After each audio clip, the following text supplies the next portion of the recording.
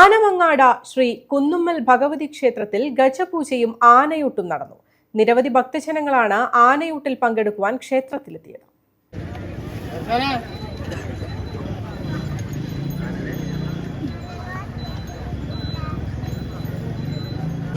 ആനയൂട്ടിന് വേണ്ടി നമുക്ക് നമ്മുടെ സഹകരിച്ച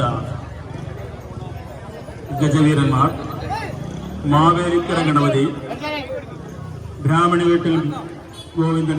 ആനമങ്ങാട് ശ്രീ കുന്നിന്മേൽ ഭഗവതി ക്ഷേത്രത്തിൽ വർഷങ്ങളോളമായി നടത്തിവരുന്ന ആനയൂട്ട ഇത്തവണയും അതിവിപുലമായാണ് സംഘടിപ്പിച്ചത്.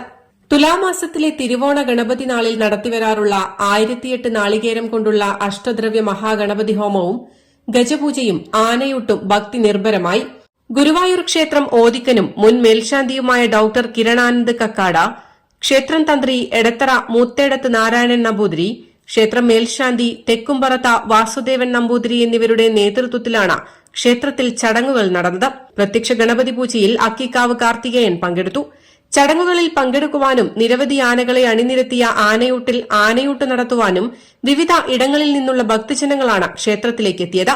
News desk, Valluvanad news.